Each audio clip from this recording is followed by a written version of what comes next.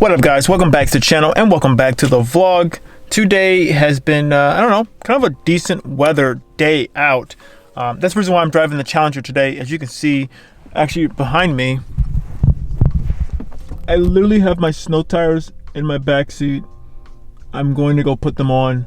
Don't know when. Hopefully, like soon. I thought I was gonna maybe do it today, but we gotta take our one dog to the vet, so probably won't have time to do it today. And I do need to actually go and get my inspection sticker, my inspection done before the end of the month. So this is November, so I need to get that taken care of for this car. That's the reason why I'm not driving the Jeep, which I have been driving the Jeep for the last like 2 weeks, almost exclusively. Yeah, the Challenger's been inside the garage for like literally like the last 2 weeks, but today's actually a pretty nice day out, so I said, screw it, I'm gonna drive the Challenger and just, I don't know, enjoy it while I can before it's like really snow out, which I don't plan on driving it too much during the snow, but I do want to put on the snow tires just because, just in case if I have to.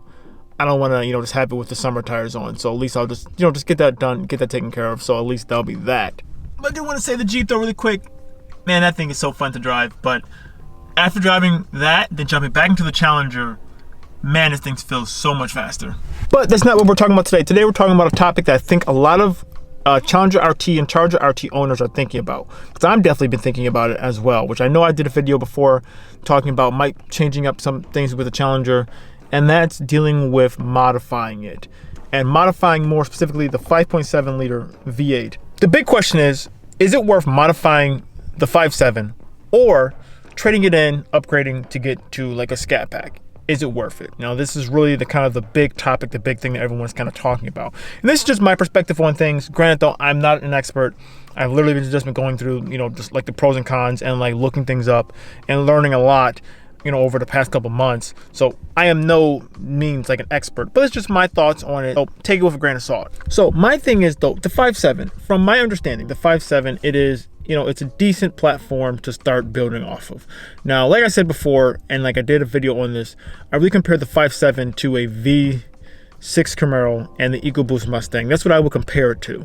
It's not like the base level, which I would consider is the SXT or the V6 Challenger or Charger. I would consider that be like the low end, and so that would be measured up with the 6 Mustang, which actually they stopped making that, so they completely stopped making that, and the 2-liter turbo Camaro, because they have that listed underneath the V6 Camaro. So like that's like the base. This is like the second tier.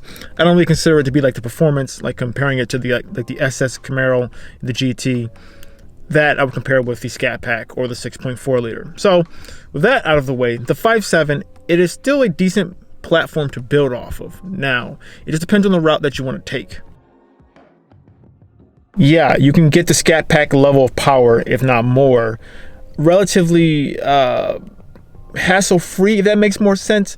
Now, the 5.7 engine can actually hold up to, I believe it's around 6 to 8 pounds of boost if you're going the supercharging route. Now, you can do that pretty reliably as long as you don't go, past that threshold. And that would actually get you, from most other people's understanding and most people other experiences, to get you around 500 wheel horsepower, and that's a pretty good bump over stock compared to this. Crank has 375. I believe these are coming at like 320, something like that, to the wheels. So if that can get you to about 500 wheel horsepower, that's a pretty big bump. Or a little bit south from there, a little bit north from there, just depending on your supporting mods that you get done and just how aggressive your tune is. But doing the supercharging route, that is the big, that's the obvious bump if you were to do that.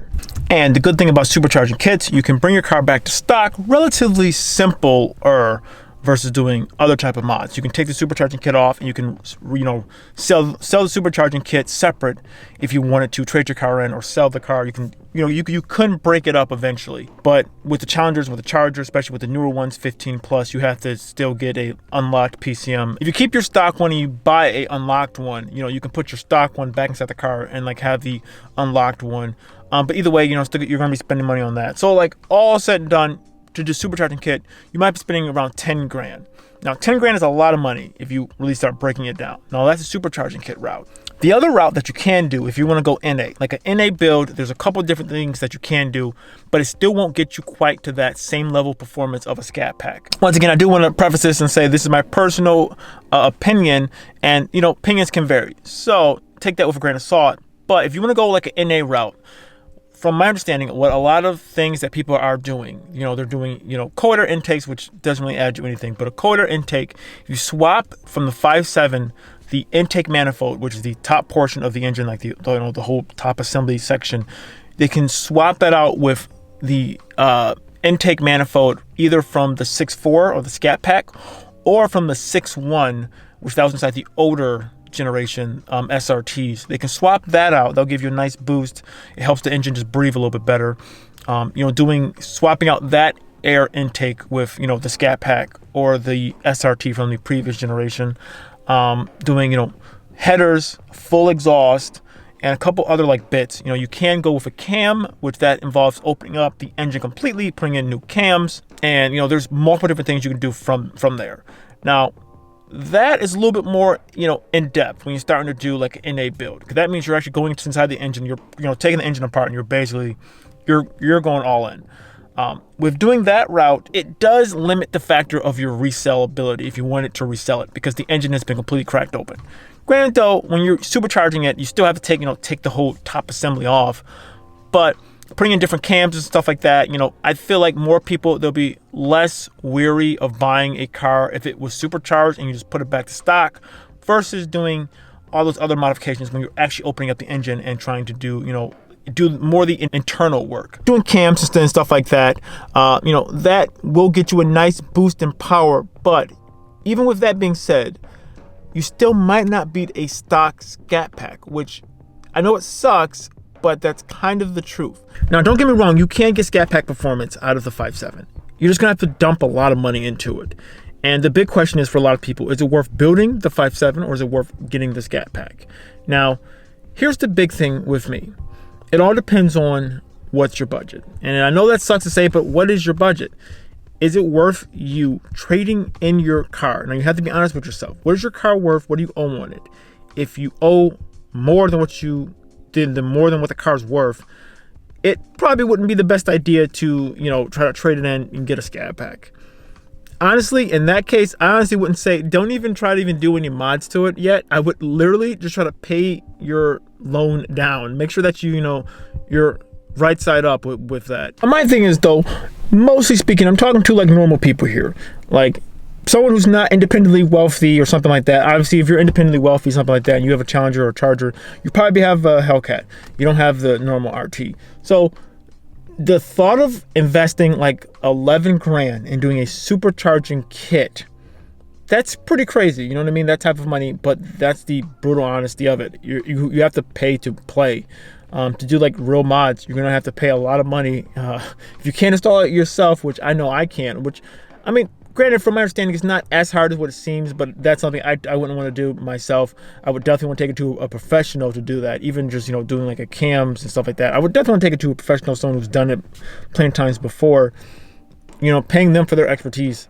That's a lot of money. That's like putting a roof on your house. You know what I mean? So that's a lot of money to be investing inside of your car. Now, with that being said, me personally, what do I think? I think if you were to go that route, it might be better off to pay your car loan down, or pay your car off, or whatever, the money that you were going to spend on getting a supercharging kit, and honestly just taking that and trading your car in and trading up to a Scat Pack. That's what I personally think would be best. It just depends.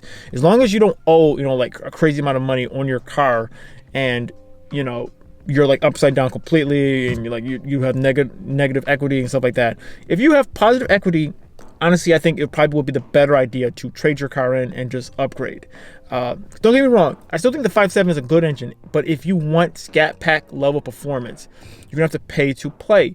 And in that case, it's probably easier to just get a stock car that's gonna be faster than a 5.7 with modifications. Now, because the other thing you have to take in consideration is if something goes wrong, especially with the newer engines, as soon as you start opening them up, your warranty's gone. So you do have to worry about that. And yeah, and I know for a lot of other people, breaking into a fairly new car, getting into the engine, that's a lot of work to be done. But with that being said, what do I plan on doing with my car? I wasn't really sure what I want to do. Do I want to keep my car, forever, or do I want to eventually trade up to a Scat Pack? And that's the one thing even I've been thinking about for myself. Honestly, I love my car. I do love the Challenger. There truly isn't anything else out there that I really want. I know I definitely love the Challenger. I love everything that it does, everything that it stands for. It's big, it's bold, it's just the whole classic car look. I love it. But I know eventually I do want more power. And for me, I think the best route would be to, for right now, doing some small supporting mods, maybe getting the ECU, doing the PCM swap, getting a 93 octane tune, giving yourself a little bit more power out of this car, but keeping it relatively stock, and then eventually trading it in. Because of my biggest thing, I don't want to invest too much more money into this current vehicle if I know in like a year or two I want to trade it in and get a Scat Pack. Because I know for myself, I either want a Scat Pack or I want a Hellcat eventually. But I'd probably be happy with just a normal Scat Pack. So that's what I'm gonna probably do. But who knows? Granted, things always change, so you never fully know. But I think that's like the best route that you can do. Once again, you can, go ahead and completely build up the 5.7, and it's totally feasible. You can totally do it, but you have to just keep that in mind. You're going to be investing a lot more money into the car, and then you're kind of stuck with it, because in most cases, it's going to be harder to sell a modified car versus a stock car. So you have to keep that in consideration. If down the line, if you want to get out of it, want to trade it in, or just want to sell it or whatever, it's kind of harder to sell it if it has a whole bunch of mods done to it, especially because you don't want to pick up someone else's project car. That's just going to be a headache for someone else. But that's my thoughts. Let me know, guys. What do you guys think? You guys think I'm right? You guys think I'm wrong? You guys think I'm an idiot? Let me know in the comment section below. But yeah, so like that, I'm going to end the video here. So thank you guys so much for watching this video. If you like this video, give it a like. Check out my channel. Follow me on Instagram, OmegaGreed, same name as the YouTube channel. But let me know in the comment section below. Do you think it's worth trading in a RT for a Scat Pack, or do you think it's worth just building up the 5.7 and making it a total monster? Which that's kind of cool too. That's something different. But let me know in the comment section below. And like that, I'm out of here. See ya.